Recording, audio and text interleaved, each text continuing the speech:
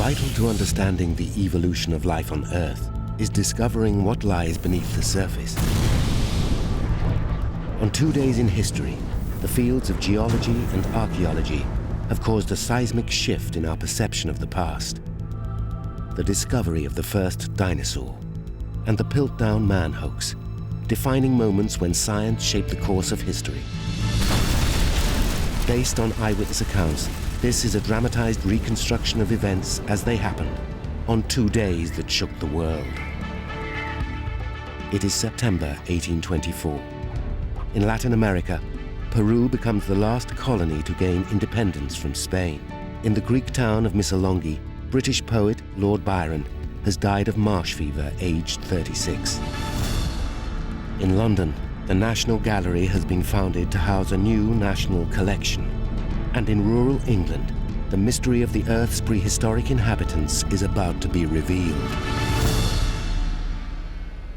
Sussex, the south coast of England.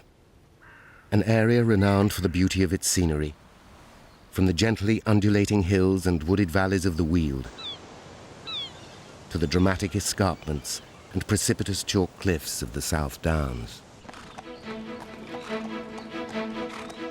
One man intimately familiar with the surrounding geographical landscape is a 34-year-old physician from Lewis, Gideon Mantell.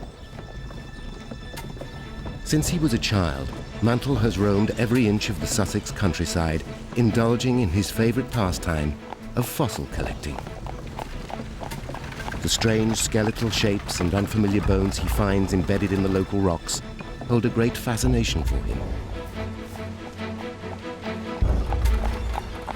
Today, he is making the 5-hour journey to London to visit the Hunterian Museum, which houses one of the finest fossil collections in England. Mantell is convinced he has in his possession a set of fossils that will not only transform man's understanding of the prehistoric world, but will secure his reputation as England's greatest amateur geologist.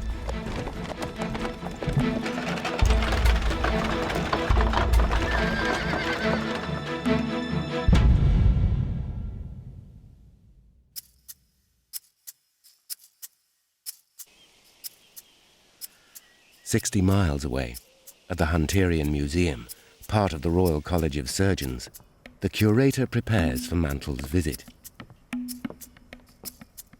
William Clift has spent the last 30 years faithfully cataloguing the vast collection of fossils bequeathed to the nation by the renowned anatomist John Hunter. Since the 1790s, collecting fossils from England's beaches has become a fashionable pastime.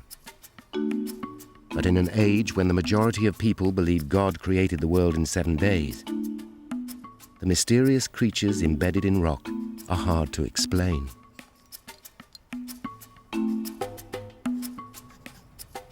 A common belief is that they are the remains of animals drowned in Noah's flood.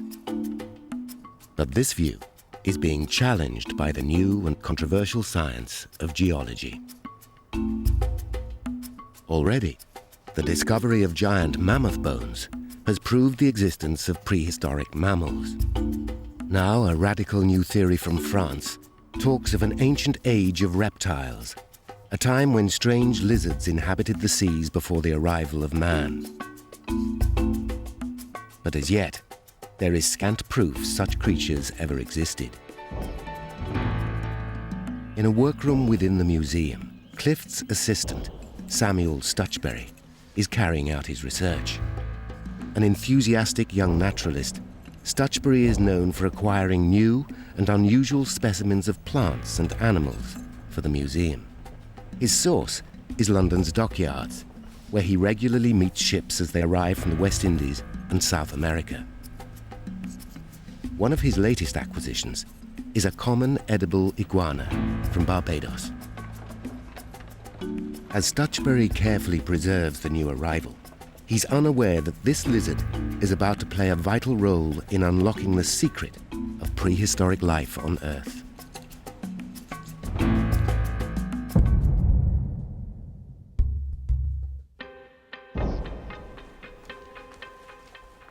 While Gideon Mantell travels to London, his wife Mary is left to take care of the children. 6-year-old Ellen Maria and 4-year-old Walter are used to their father's long absences as he pursues his dream of making a great scientific breakthrough. But after 8 years of marriage, Mary is becoming increasingly intolerant of her husband's obsession with fossils. Mother, please may I excuse me? Of course, dear. Thank you. Play nicely. Their family life is a far cry from what she'd anticipated when they were first married.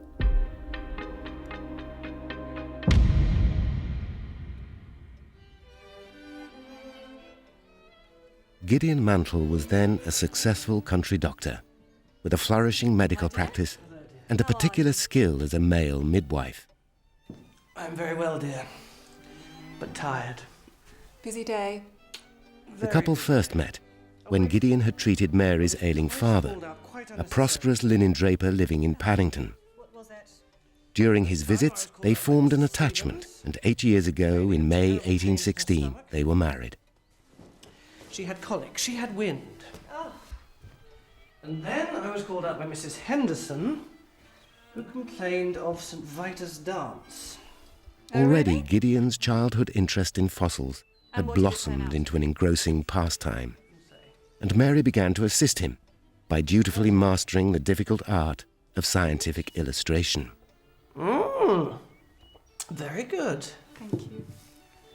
Which one of these do you find most difficult? This one. Lots of shading. Ins and outs.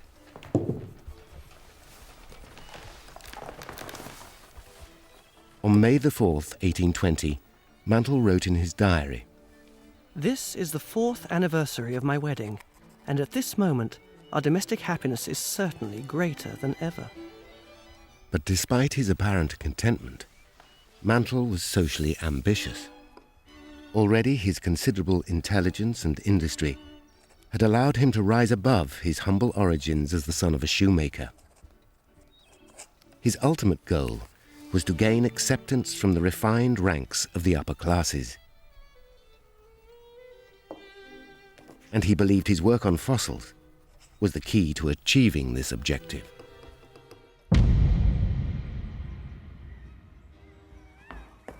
By May 1822, Mantell felt confident enough to present his work in a book on the geology of Sussex. It's here, the book. The venture involved considerable financial risk, but the doctor capitalized on his existing social connections, and by the time of publication, the fossils of the South Downs boasted a list of 200 eminent subscribers. His Majesty George IV, 4 copies.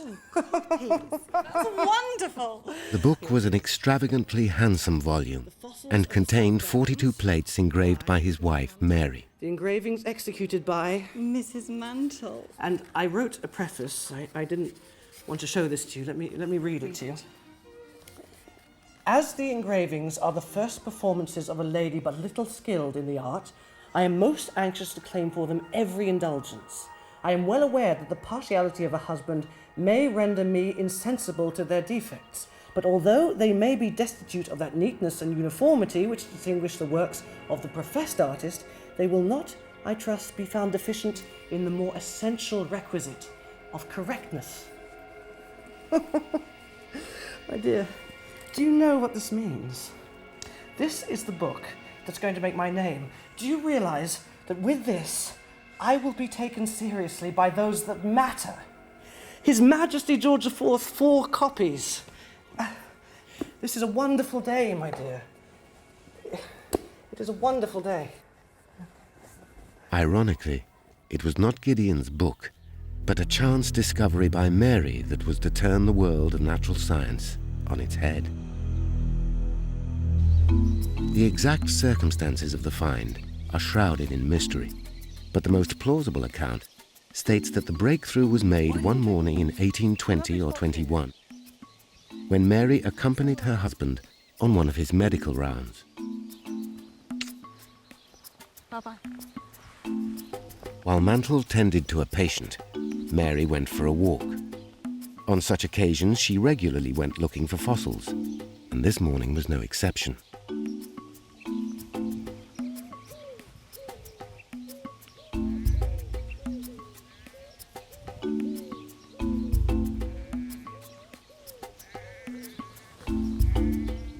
After a while, she noticed a pile of stones left by workmen as they repaired the road.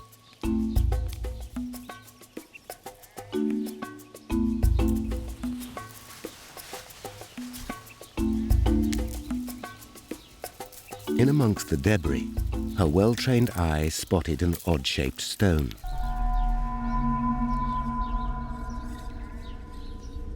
She'd never seen anything quite like it. It appeared to be the fragment of some sort of giant tooth, but its shape wasn't like anything she'd seen in her husband's fossil collection.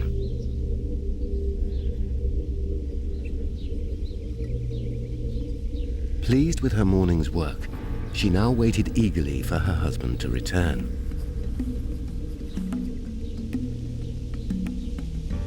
When Gideon appeared, Hello. Mary showed him her discovery. I found something quite exciting in the woods. Gideon immediately grasped the fossil's significance. What is it? It's a tooth. This is the largest fossil tooth I've ever seen. It was indeed part of a large tooth, Well, no, I looked but its around, shape it's the only one was that matched. completely unfamiliar to him. It's just lying there on its own. Can you remember exactly where it was? Yes, I'll show you. Well, show me. Is it far? No, just down here. Show me. There were now just two questions on Gideon's mind. Where did the tooth come from? And were there any more to be found? Today, a few years later, as Gideon travels to the Hunterian Museum in London, he's succeeded in answering both these questions. In doing so, he's made an extraordinary discovery. He traced the rubble in which the giant tooth was found to a quarry in the Sussex Weald. There, he found several more similarly shaped teeth. Each one is huge, with a blunt and worn-down crown, as if flattened by continuous chewing. It seems, therefore, that the animal must have been a herbivore, roaming the earth millions of years ago. What's more, it appears that this creature was immense, larger than any beast currently roaming the earth. For Mantell, there can only be one startling conclusion: that he has found the first known evidence of a gigantic, plant-eating creature from the ancient age of reptiles. Such an idea is extremely radical, but if he's right, the fame and recognition he so badly craves will soon be his. Yet despite utter conviction in his theory, a series of devastating setbacks have seen his dreams disappear in a fog of disillusionment.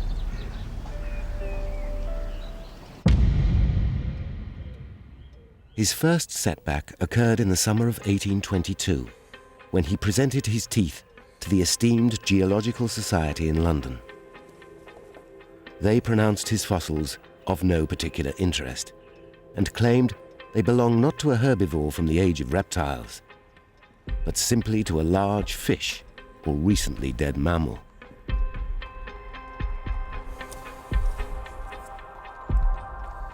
Mantell was devastated. By the end of the year, he had slipped into depression. December 31st, 1822. The past year, like its predecessors, has fleeted away almost imperceptibly, and I am as far from attaining that eminence in my profession to which I aspire as at the commencement of it. Even his book on Sussex fossils was making a loss. It incurred a debt of over £300, which was later humiliatingly picked up by Mary's successful older brother.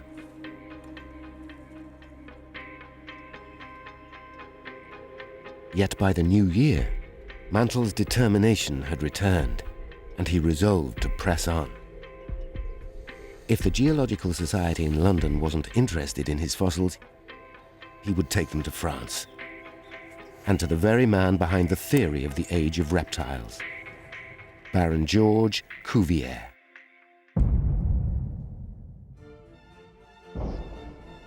A professor at the prestigious National Museum of Natural History in Paris, Baron Cuvier reigned supreme as the undisputed master of European geology. A man of prodigious intelligence, he'd burst onto the geological scene aged just 27. He was the first to identify the mammoth as an extinct species, separate from the modern elephant. More recently, his belief that an age of reptiles had preceded the era of mammals was deeply influential throughout Europe, not least to the ambitious Gideon Mantell. At the heart of all Cuvier's work was his acclaimed technique of comparative anatomy.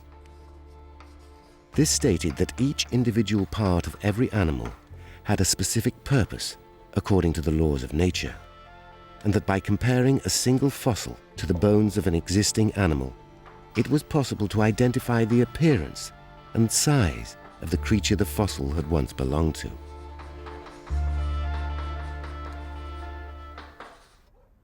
In June 1823, Gideon Mantell hoped that Cuvier's comparative anatomy would shed light on his discredited fossils. Desperate, and with his reputation resting on a knife edge, he sent Baron Cuvier a single tooth, believing that his powerful mind and enlightened genius could, like the fabled wand of the sorcerer, cause to pass before us the beings of former ages.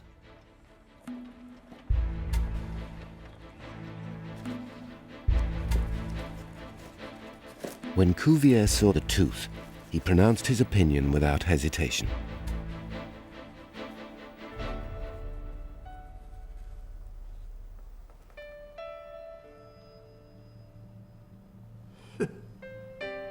C'est simple. C'est une dent de rhinocéros.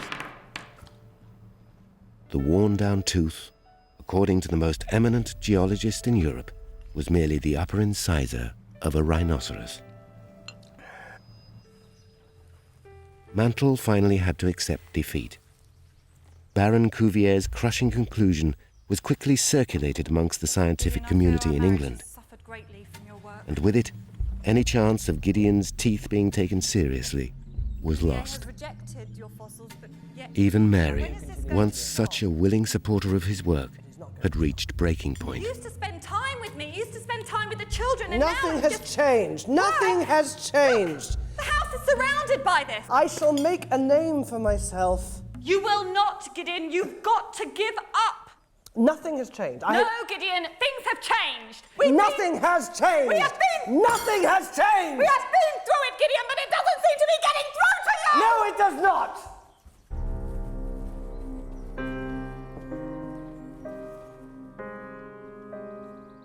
Yet, as his wife was well aware, Gideon possessed the drive and tenacity of a religious zealot. By the spring of 1824, he'd recovered enough to write once more to George Cuvier, this time enclosing an entire series of fossilized teeth.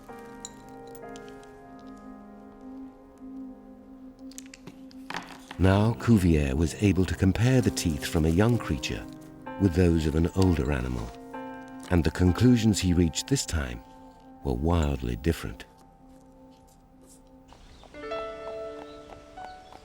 It was 3 months ago, on the 20th of June 1824, that Mantell received the momentous reply from Paris.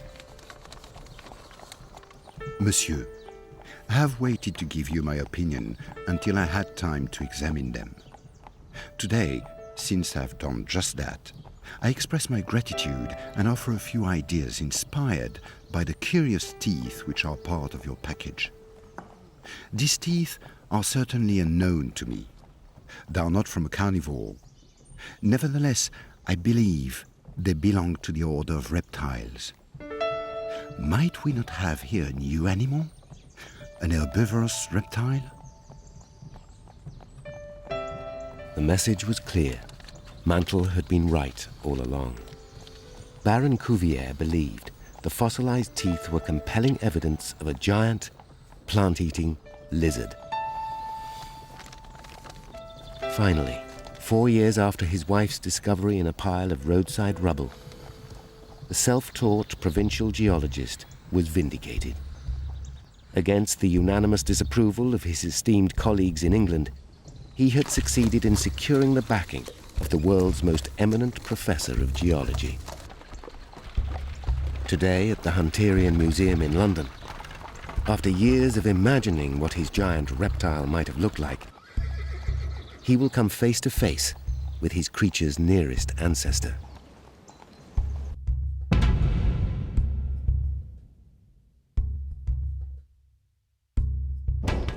When Mantell arrives at the museum, the curator William Clift and his assistant Samuel Stutchbury are working on the collection.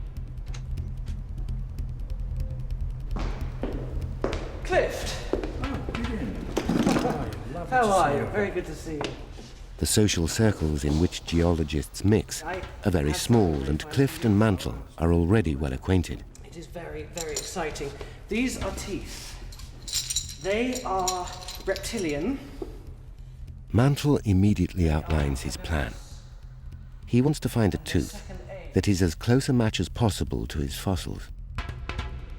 According to Cuvier's theory of comparative anatomy, any such creature will share striking characteristics with Gideon's ancient reptile.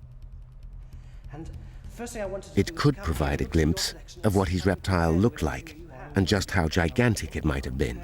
It's a long shot, but Clift agrees to help. Some bear teeth? Well, no, that's not right. What else have you got? Together, they begin to scour the museum collection.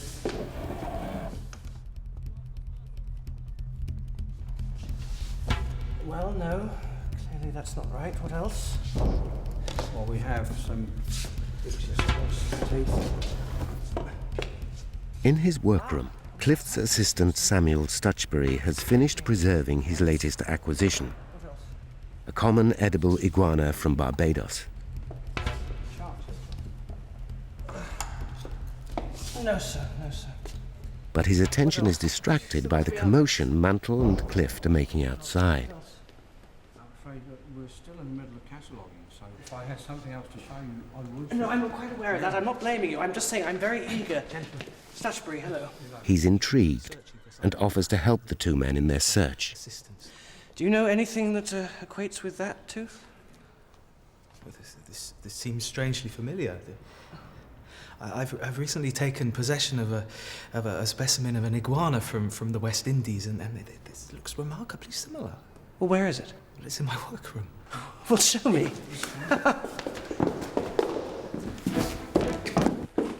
What have we? This is the common edible iguana. It's from the West Indies, from Barbados, and it's a herbivore. Are you certain? Yes.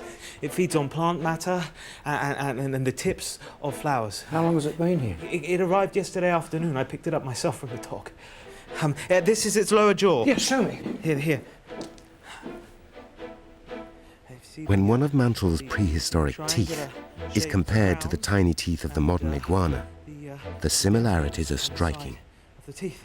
It's very similar. It's markedly similar. The serrations are similar, and the... Both have a distinctive, ridged surface on one side and a smooth, rounded inner surface. And in both animals, an initial row of baby teeth appears to have been replaced by a second set as the reptile reached adulthood. In fact, the only real difference between the two sets of teeth is their size.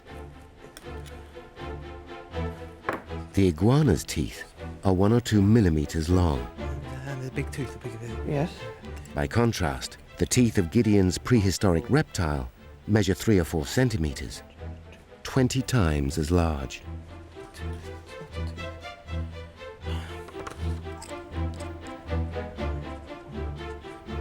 some basic mathematics Oh, that's right. reveals the full scale of Mantell's discovery. I should just say that this isn't a fully grown No, iguana. but the size. If this tooth belonged to an animal of the same species... It as does, this- I'm sure it does. If Please this tell me tooth the size. belongs to an animal of the same species as the iguana, then the tooth would belong to an animal 100 feet long. 100 feet long. Show me. Show me. 100 feet long.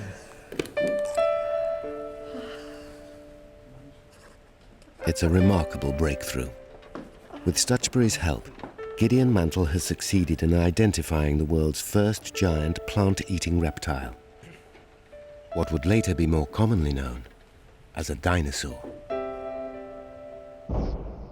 The early illustrations depict a reptile walking on all fours and possessing a distinctive horn on his nose. Both these assumptions are later proved wrong, with the horn reassigned as a thumb bone. Also, the creature's length will be scaled down from 100 feet to 30 feet. But in all other respects, it is believed to be exactly as Gideon Mantell first imagined it.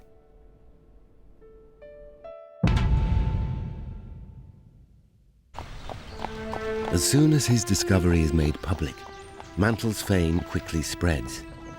In February of the following year, he's admitted to the Council of the Geological Society, the same organization whose experts just 2 years ago dismissed his fossilized teeth as uninteresting. He initially names his reptile Iguanosaurus, meaning iguana lizard, but he later changes it to Iguanodon, or iguana teeth.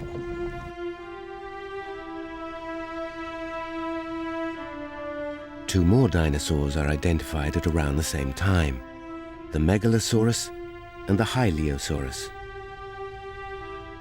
But it's not until 1842 that Richard Owen, the great British anatomist and founder of the Natural History Museum, coins the term for the terrible lizards, the dinosaurs.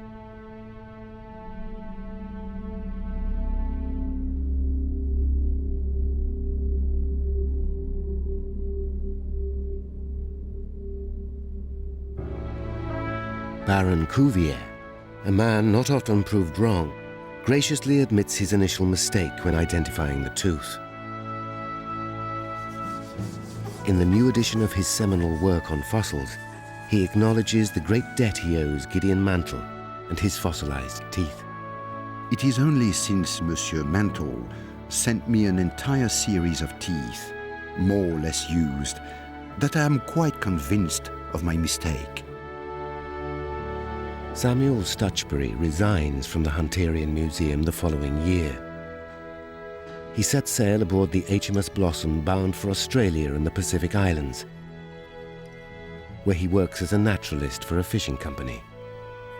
On his return to England, he becomes curator of the Bristol Museum and will later assist a certain Charles Darwin in his research. Despite his success, Gideon Mantell never achieves the financial independence to allow him to concentrate on his studies. In 1839, he is forced to sell his fossil collection to the British Museum.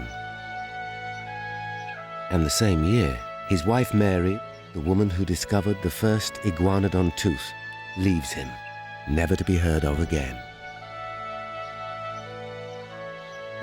Gracious being, oh, enable me to bear up under the miseries that surround me on every side. Oh, take me from a world for which I am so wholly unsuited. Mantell gets his wish in 1852, when back pain from a severe carriage accident causes him to take an overdose of opiates, and he dies aged 62. His final request is that any body parts of medical interest be donated to the Hunterian Museum. His spinal column, severely twisted as a result of the accident, is duly put on display.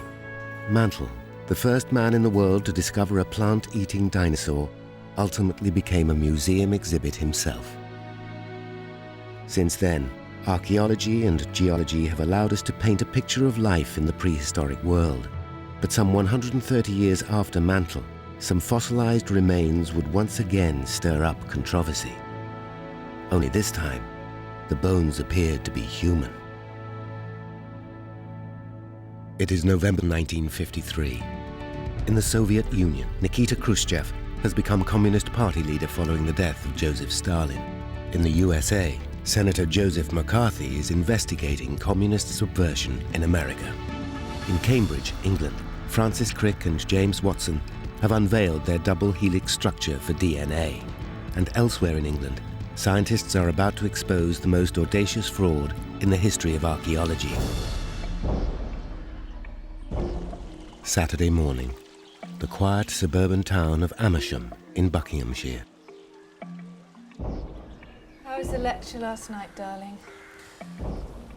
In a large modern bungalow, 7-year-old Giles Oakley waits for breakfast to finish so he can go outside and ride his bicycle.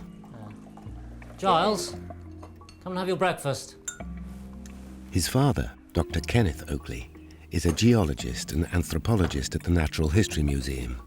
Giles! Let him play, darling. He'll come when he's ready. Last night, he gave a talk to the Royal Institution of Great Britain as part of a series of lectures in the run-up to Christmas. Some one or two distinguished names there. His subject was the dawn of man in South Africa. Yeah, so all in all, I was rather pleased with the whole thing. Interesting though it was, this topic has not been at the forefront of his mind in recent months. Instead, his attention has been focused on a far more sensational piece of research. A journalist from the Times. His work in trying to solve the riddle of Piltdown Man. In November 1912, the startling discovery was announced of the remains of what was claimed to be the earliest known human being. The finds were made in a gravel pit near the village of Piltdown in Sussex. They included several pieces of human skull, the fragment of a lower jaw, and a canine tooth.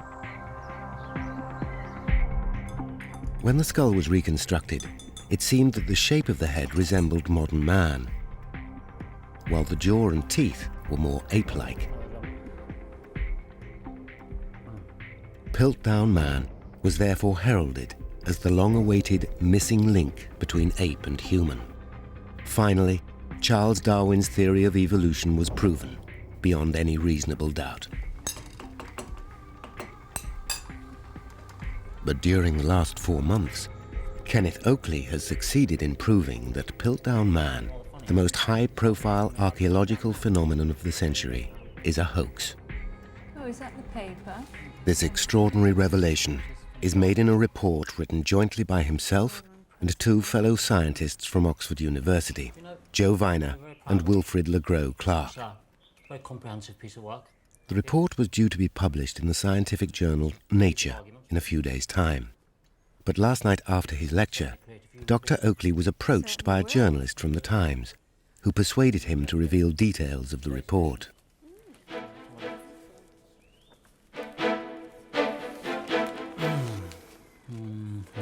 Not there. Oh, there it is. Piltdown Man forgery, elaborate hoax. The startling discovery that one of the most famous of anthropological specimens, the Piltdown skull, is a forgery, has been made as a result of investigations. The other newspapers are furious. They believe the Natural History Museum, as a public body, should have broken the news to everyone fairly. But it's too late. The news is out, and the Times has the scientific scoop of the year.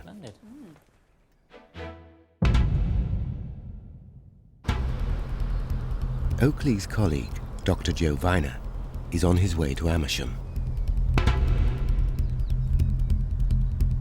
An anthropologist from Oxford University, Viner was the first to spot that Piltdown Man might be a clever hoax. In the 1920s and 30s, Other examples of early man had been discovered in Africa and Asia. But strangely, they bore no resemblance to Piltdown Man. England's sensational archaeological discovery had become an embarrassing misfit. We were travelling back to Oxford one evening after a conference at which we'd been discussing the Piltdown problem. I was wondering how one could possibly explain the curious contradictions of these finds. That night, Viner worked into the early hours trying to solve the puzzle. He became convinced that Piltdown Man must be a forgery. But the identity of the perpetrator still remains a mystery. Today, Viner is on a mission to root out the audacious hoaxer.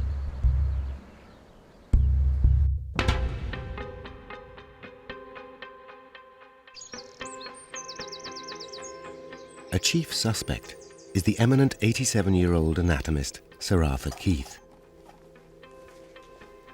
At the time of the Piltdown discovery, Keith was curator of the Hunterian Museum at the Royal College of Surgeons.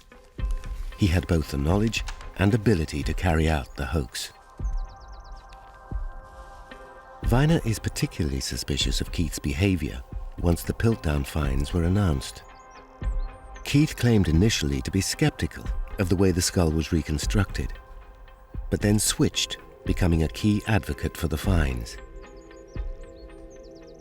He even published a book, The Antiquity of Man, in which Piltdown Man took center stage in the process of human evolution.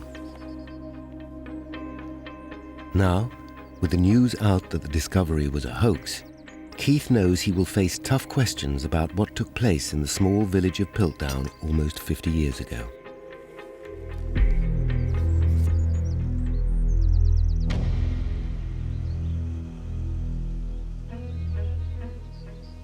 The first fragment of skull from Piltdown was discovered in 1908 by a well-respected solicitor and amateur antiquarian, Charles Dawson. An important local figure in his hometown of Uckfield, Dawson was nicknamed the Wizard of Sussex, thanks to the number and importance of his archaeological finds. He was even responsible for identifying 3 new species of dinosaur, one of which was later named Iguanodon dawsoni. At some time in the late 1890s, business took Dawson to Barkham Manor, an estate near the village of Piltdown in Sussex. He went for a walk and noticed labourers digging an ancient gravel pit in search of stones to mend the farm's roads. As I surmised that any fossils found in the gravel would probably be interesting, I specially charged the men to keep a lookout. When he returned to the manor in 1908, his forward thinking paid off. Oh, my man. Have you found anything? No, sir. Just here. Not sure if it's anything. Huh? One of the labourers handed to me a small piece of bone, which I recognised as being a portion of human cranium. I at once made a long search, but could find nothing more. Just about there, sir. Oh. Over the next 4 years, Dawson visited the gravel pit several times. By 1912, he had accumulated another large piece of skull and a fragment of hippopotamus tooth.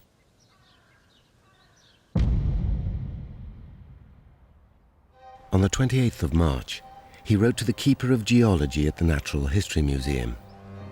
Arthur Smith Woodward was widely regarded as a world authority in his field and had been a friend of Dawson's for 25 years. With the promise that he would be the first to view the finds, Dawson invited Smith Woodward to Sussex to have a thorough look at the gravel pit. I will of course take care that no one sees the pieces of skull who has any knowledge of the subject, and leave all to you. On second thoughts, I have decided to wait until you and I can go over by ourselves to look at the bed of gravel. It is not far to walk from Uckfield, and it will do us good. Smith Woodward eagerly accepted, and plans were made for the excavation to begin in 3 months' time.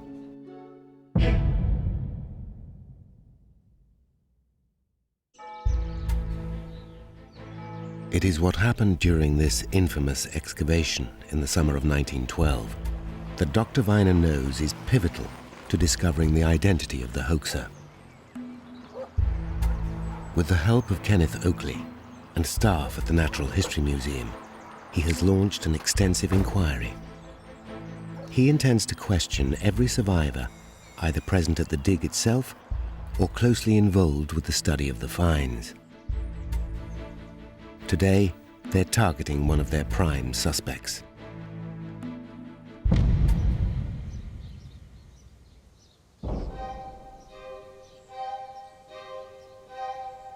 When the excavation first began in June 1912, Dawson and Smith Woodward's progress was agonizingly slow. Very, very disappointing. It is, But very. I'm sure there's something here. Oh, absolutely. Could you give me some more, please? Yes, some more, yes. The discovery of bones and teeth, all stained brown in a dark-coloured gravel which was full of bits of ironstone and brown flints, needed very close and slow examination of every fragment. First wonderful find. Absolutely. Every spadeful had to be watched and generally passed through a sieve.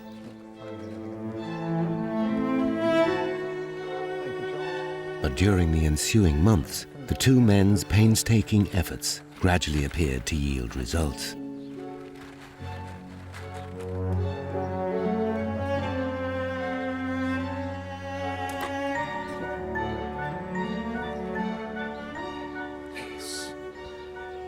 It is. It is.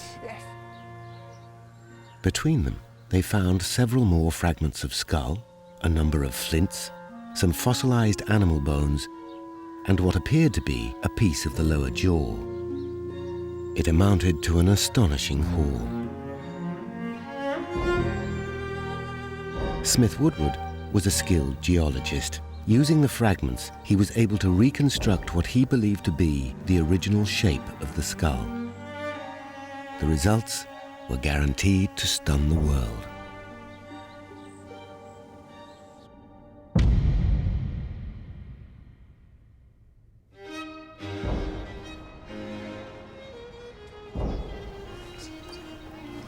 On the evening of the 18th of December 1912, at a meeting of the Geological Society in London, Dawson and Smith Woodward unveiled their discovery.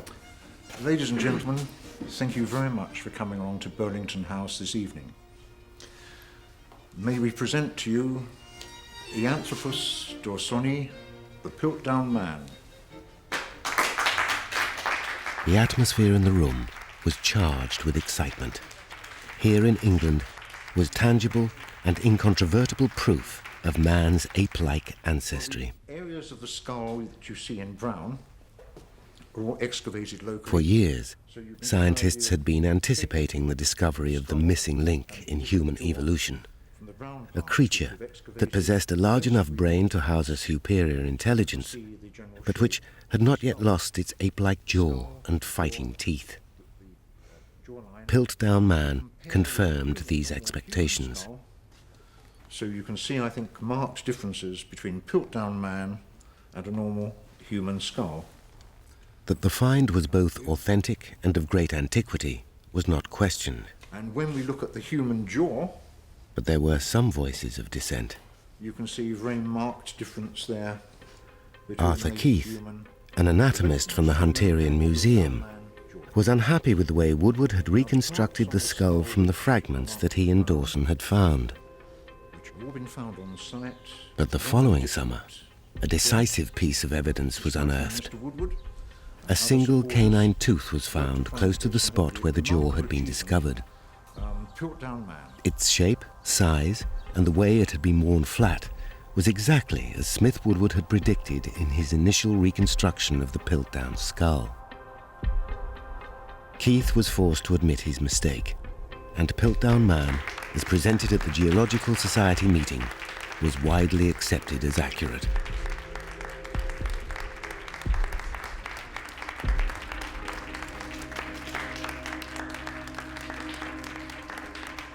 In 1915, a group portrait was painted for the Royal Academy's annual exhibition.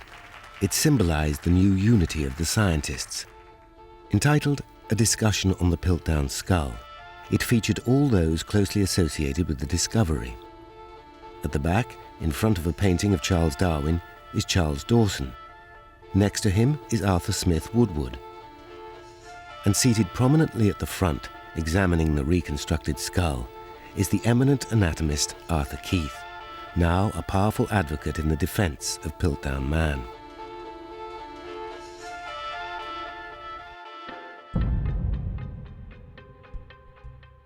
Today, less than 50 years later, as the news breaks that Piltdown Man was a hoax, Keith is the only scientist from the original group still alive. Dawson died soon after his great discovery in August 1916, aged just 52. The exact cause of his illness remains unknown. Smith Woodward continued his passionate support of Piltdown Man for 30 years, before his death of old age in September 1944. But Keith, now Sir Arthur Keith, has since enjoyed a long and illustrious career as a world-renowned anatomist. Now retired, he lives in the village of Down in Kent, where he is writing a biography of Charles Darwin. Today, he's also Oakley and Viner's chief suspect in the hunt to find the Piltdown Man hoaxer.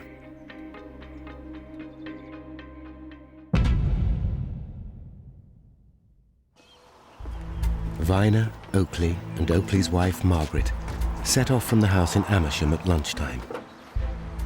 They are making the journey to Kent to cross-examine Keith over his involvement in Piltdown Man. Viner is suspicious of the way Keith abandoned his initial skepticism of the skull. He also can't believe such an eminent scientist could have missed the more obvious signs of forgery. And I've got the invitation in here as well. Before the hoax was announced, Oakley wrote to Keith requesting an interview, and last week received a very courteous reply. My dear Oakley, you will find me here on Saturday morning, 21st November, and glad to see Mrs. Oakley, Dr. Viner, and you. You have been a much-travelled man of late. Yours sincerely, Arthur Keith. Now the news of the hoax is out. The men are worried Keith may not be quite so welcoming. Margaret, do hurry up. Sorry, Giles is being rather naughty. How do I look? Marvellous. Good, we really must go now. Oakley has asked Margaret to come with them, believing she may be able to smooth the waters if the conversation becomes hostile. Also, she's an attractive woman, and Keith is known to have a soft spot for the ladies.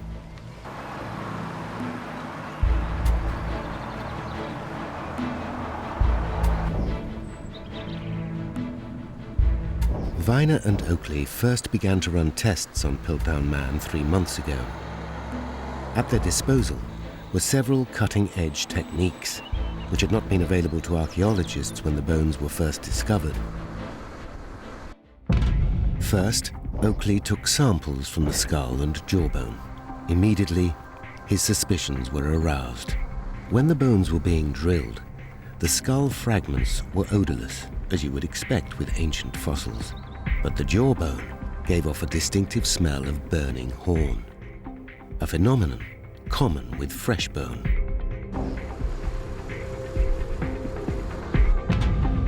Next, Oakley applied the fluorine test, the very latest technique for dating fossils, and a method which he had pioneered.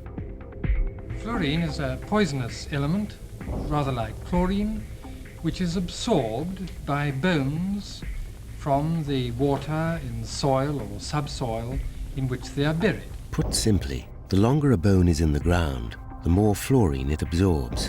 While the skull fragments contained relatively high levels of fluorine, dating them as late Ice Age, the jawbone contained a minuscule amount. This confirmed Oakley's suspicion that the bone was modern. He now turned his attention to the color of the Piltdown Man fossils. The majority were brown, consistent with being buried for a long time in iron-rich soil. But Oakley suspected some had been stained to make them appear much older than they were. When hydrochloric acid was applied to the jawbone, his hunch paid off. The color rubbed off easily, exposing fresh white bone underneath. Finally, Oakley and Viner examined the surface of Piltdown Man's teeth. Now, it quickly became obvious that the bone had been filed down. Now here, on this copy of the Piltdown jaw, you can see the extraordinarily flat wear of the two molars. An entirely unnatural kind of wear, hardly to be expected. As a comparison, Viner filed down the jawbone of a modern chimpanzee. The result looked remarkably similar to Piltdown Man. The two scientists had all the proof they needed. It is now obvious that the hoaxer must have had a highly sophisticated grasp of both archaeology and human anatomy. With this in mind, who were the most likely suspects? Dawson had both the motive and the opportunity. He was an ambitious amateur, desperate to make a big discovery, and was present when all the finds were made. But many doubted he had the expertise to carry out such a convincing hoax, at least not without help. Smith Woodward was a highly qualified geologist, but he'd wasted the last 20 years of his life excavating sites around Piltdown and coming up with nothing. Hardly the behavior of a hoaxer. Arthur Keith not only had the skills to carry out the hoax, he'd suspiciously switched from criticizing the finds to giving them his wholehearted support. Could he have been the hoaxer's accomplice? The brains behind the elaborate forgery which had fooled the scientific community for so long? Viner has some serious questions to put to the eminent anatomist. Good afternoon, sir. Good afternoon. We have an appointment to see Sir Arthur. Certainly, sir. Come this way. We found Keith more or less confined to his bedroom study, in which he had collected all of his most important books and papers. And you must be Mrs. Oakley. That's right. Please sit down. Thank you. He did not look very well. He was pale and rather pinched looking and shaky and had a cough. I have seen it all in the Times. I'm glad you've come down, and I hope you've brought some specimens to show me. Oh, yes. Oakley starts by showing Keith the samples of bone. We decided to take some fresh samples from the Piltdown. He describes the strong smell of burning when the bones were drilled. I thought this was very odd, because in my experience, it is fresh bone that produces that smell, and not bone which we all thought was 500,000 years old. He then produces a cast of the Piltdown jawbone and explains that when Dr. Viner filed down the jaw of a modern ape, it looked almost identical. Now, we discovered that these back teeth here must have been filed down. I'm sorry, but I've handled many chimpanzee and orang mandibles, and I just cannot believe I would have been so easily deceived. Also, I'm far from certain that filing down the teeth would have produced a result such as this.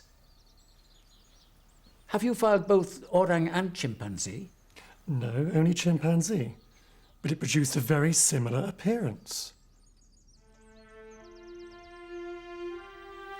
If you say so, Dr. Viner, I must accept it. Reluctantly, Keith agrees that the jaw is a forgery. But unfortunately for Viner, he has made no admission of guilt or given any clues as to who the Piltdown hoaxer might be. Filed away at the back.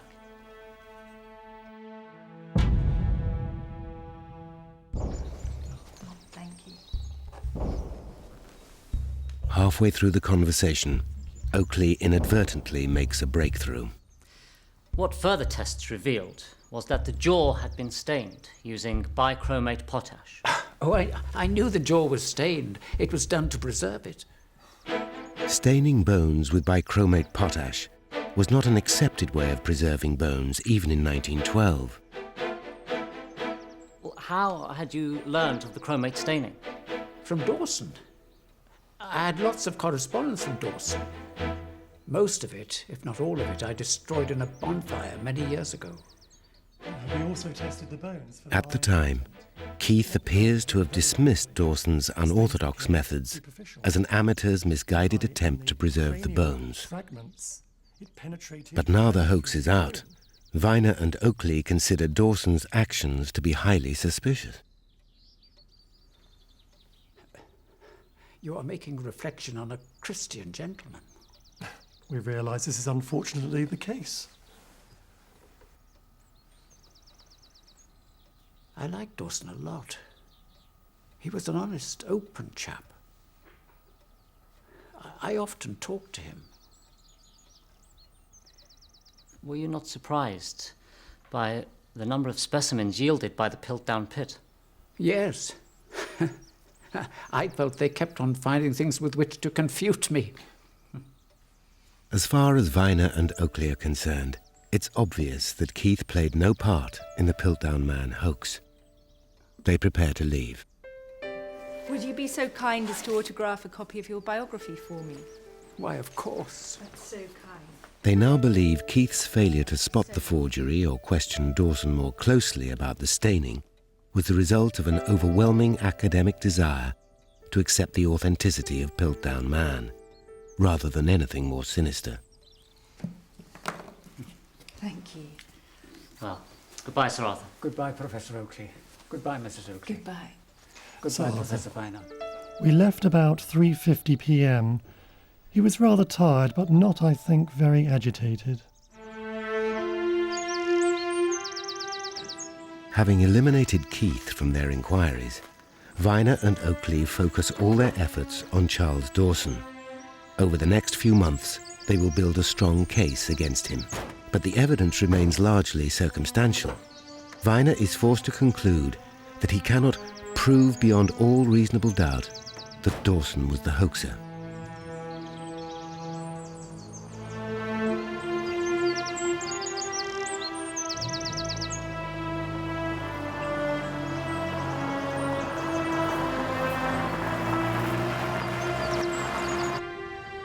The unearthing of the Piltdown Man hoax turns Oakley and Viner into minor celebrities. While Oakley relishes some aspects of his newfound fame, even appearing on an American version of What's My Line, the media attention ultimately proves a distraction from their other scientific achievements.